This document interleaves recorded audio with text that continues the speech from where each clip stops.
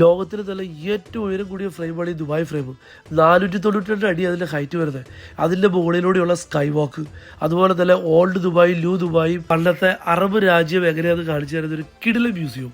അല്ല പിന്നെ ഒട്ടും സമയങ്ങളില്ല, നേരിട്ട് വീഡിയോയിലേക്കും.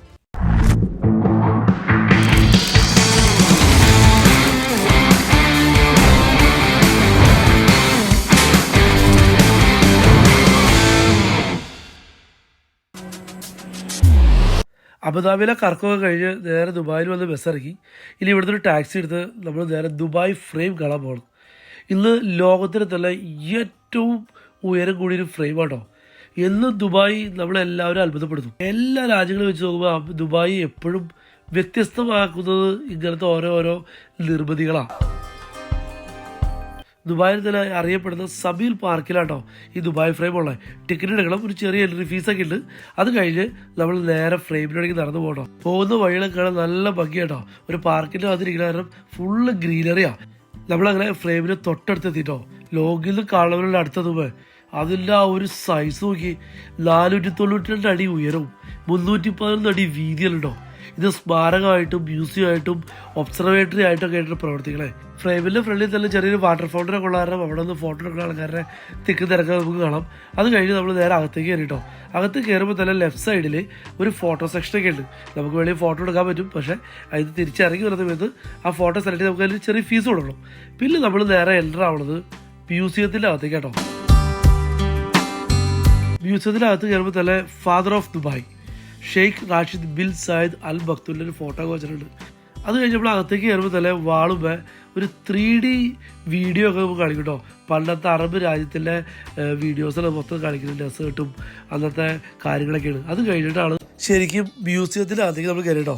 മ്യൂസിയം എന്ന് പറഞ്ഞിട്ടുണ്ടെങ്കിൽ പണ്ടത്തെ അറബ് രാജ്യം, അവരുടെ ആ ജീവിത രീതികൾ, അവർ ഉപയോഗിച്ചുകൊണ്ടിരുന്ന സാധനങ്ങൾ, അവർ താമസിച്ച വീട്, അതുപോലെ തന്നെ കച്ചവട സ്ഥലങ്ങൾ, അതിലുപയോഗിച്ച സാധനങ്ങൾ, അങ്ങനത്തെ ഒരു എന്താ പറയുക, ഇതിൻ്റെ അകത്ത് കയറി കഴിഞ്ഞ് കഴിഞ്ഞാൽ ശരിക്കും നമുക്ക് ആ ഒരു പഴയൊരു ഫീല് നമുക്ക് കിട്ടും കേട്ടോ.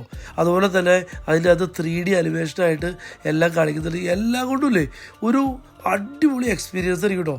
നമ്മൾ ഒരിക്കലും നമുക്ക് പ്രതീക്ഷിക്കണം. നമ്മൾ പലതരം മ്യൂസിയങ്ങളുണ്ടെങ്കിലും ഇങ്ങനത്തെ ഒരു മ്യൂസിയം അത് നമുക്ക് ഒരു വ്യത്യസ്ത അനുഭവമായിരിക്കും കിട്ടുന്നത്.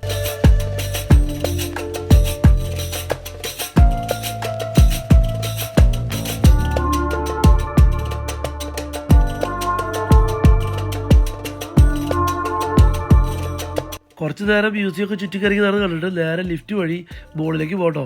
ലിഫ്റ്റ് എന്നൊക്കെ പറഞ്ഞൊരു അടിപൊളി സംഭവം തന്നെ കേട്ടോ. ഏകദേശം 1 മിനിറ്റ് പോലും എടുത്തില്ല മുകളിൽ എത്താനായിട്ട്.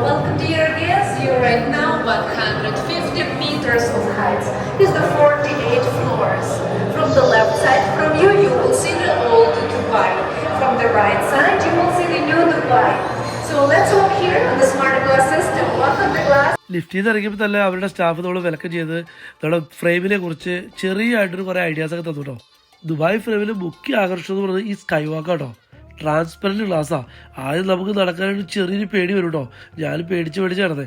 അത് കഴിഞ്ഞ് 2-3 പ്രാവശ്യം നടന്നപ്പോൾ നമ്മൾ സെറ്റാവും. പിന്നെ അവർ തുടക്കം പറഞ്ഞ പോലെ തന്നെ കേട്ടോ, ഇപ്പം നമ്മൾ കാണുന്നതാണ് ഓൾഡ് ദുബായ്. നോക്കി ആ ബിൽഡിങ്ങുകളൊക്കെ കണ്ടാൽ തന്നെ നമുക്ക് മനസ്സിലാവും. റോഡും അതൊക്കെ ആ ഒരു രീതിയിലുള്ള കേട്ടോ. അത് ആ ഫ്രെയിമിൻ്റെ ഒരു സൈഡ്, അപ്പുറത്തെ സൈഡാണ് ന്യൂ ദുബായ്.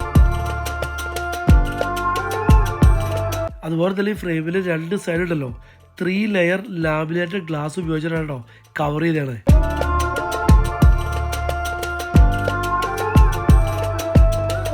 ഇതിലെ റൈറ്റ് സൈഡിലാട്ടോ ന്യൂ ദുബായ് ഇപ്പം നമ്മൾ കാണുന്നത്. നോക്കിയേ അമ്പര ചുംബികൾ നിൽക്കണം നോക്കി. അതുപോലെ തന്നെ ആ ഗ്രീനറിയും റോഡുകളും പാർക്കും ഇതൊക്കെ കാണുമ്പോൾ തന്നെ നമുക്ക് മനസ്സിലാവും ആ ഒരു പുതിയ ദുബായിയുടെ ഒരു ഫീലൊക്കെ നമുക്ക് കിട്ടും. എന്താ ഒരു ഭംഗിയല്ലേ. അതിൻ്റെ അകത്ത് തന്നെ ഒരു കോഫി ഷോപ്പൊക്കെ ഉണ്ടാവും. നമുക്കൊരു കോഫിയൊക്കെ വെച്ച് നമുക്ക് റിലാക്സ് ചെയ്യാം.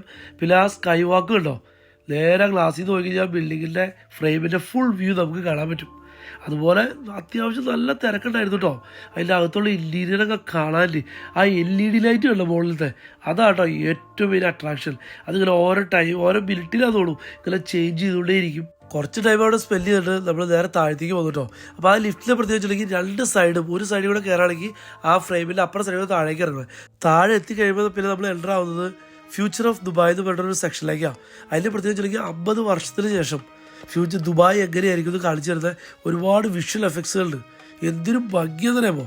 അവിടെ നിന്നൊക്കെ ഫോട്ടോ എടുക്കാൻ നല്ല രസമാട്ടോ.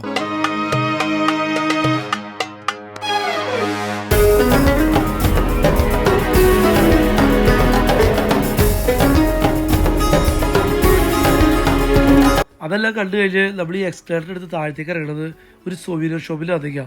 അവിടുന്ന് ദുബായിയുടെയും അതുപോലെ തന്നെ ഫ്രെയിമിൻ്റെയൊക്കെ സൊവീനിയർ നമുക്ക് വാങ്ങിക്കാൻ പറ്റും. അത് കഴിഞ്ഞ് നേരെ പുറത്തേക്ക് ഇറങ്ങിയിട്ടു. അതുപോലെ തന്നെ ഈ ഫ്രെയിമിൽ ഏറ്റവും കൂടുതൽ ഭംഗി വരാൻ കാരണം ഈ ഗോൾഡ് കളറാണ്. അതിൻ്റെ പ്രത്യേകത വെച്ചിട്ടുണ്ടെങ്കിൽ ഗോൾഡ് കളർ സ്റ്റെയിൻലെസ് സ്റ്റീല്. അത് 1,60,000 square feet area full cover ചെയ്യുന്നത് ഈ മെറ്റീരിയൽ വെച്ചാട്ടോ. ഈ ഫ്രെയിമിൻ്റെ ഓപ്പണിംഗ് അവേഴ്സ് എന്ന് പറഞ്ഞാൽ രാവിലെ 9 തൊട്ട് രാത്രി 9 മണി വരെ കേട്ടോ. പബ്ലിക് ട്രാൻസ്പോർട്ടൊക്കെ ഉണ്ട്. നമുക്ക് ഇവിടുന്ന് തന്നെ ബസ്സും ടാക്സിയും അതുപോലെ സിറ്റി ടൂറിൻ്റെ ബസ്സും എല്ലാം നമുക്ക് ഇവിടുന്ന് കിട്ടും.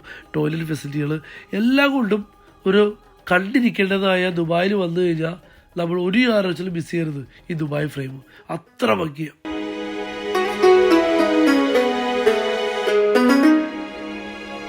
ഫ്രെയിമൊക്കെ കണ്ടു കഴിഞ്ഞപ്പോഴേക്കും നമ്മുടെ ഫ്രണ്ട് ഡിക്സൺ വന്നു കേട്ടോ. പിന്നെ ഡിക്സനും ഫാമിലിയൊക്കെ ഒരുമിച്ച് ഞങ്ങൾ ഡിന്നറെല്ലാം കഴിച്ചു. അത് കഴിഞ്ഞിട്ട് കോർണിഷിൽ പോയിട്ടോ. അപ്പോഴേക്കും സമയം ഏകദേശം ഒരു 11 മണിയായി. ഒത്തിരി കോർണിഷ് ഏരിയാസ് ഉണ്ട് ദുബായിൽ. നല്ല ഭംഗിയാണ്. രാത്രി ആകുമ്പോൾ എന്തൊരു ബ്യൂട്ടി എന്ന് പറയുമ്പോൾ പിള്ളേരെ കൊണ്ടൊക്കെ പോയി കഴിഞ്ഞാൽ നമുക്ക് സേഫാണ്. അതുപോലെ തന്നെ അവരെ കൊണ്ടൊക്കെ നമുക്ക് കളിപ്പിക്കാൻ പറ്റുന്ന സമയത്ത് പിന്നെ അവർക്ക് കളിക്കാനുള്ള സെപ്പറേറ്റ് സാധനങ്ങളും ചെറിയ കളർഫുള്ളായിട്ട് വാട്ടർ ഫൗണ്ടൻ അങ്ങനെ എല്ലാം കൊണ്ടും ഒരു അടിപൊളി ഏരിയ കേട്ടോ. രാത്രിയാണോ പകലോ അങ്ങനെ യാതൊരു വ്യത്യാസമില്ല കേട്ടോ. ദുബായ് എല്ലാം കൊണ്ടും സേഫാണ്.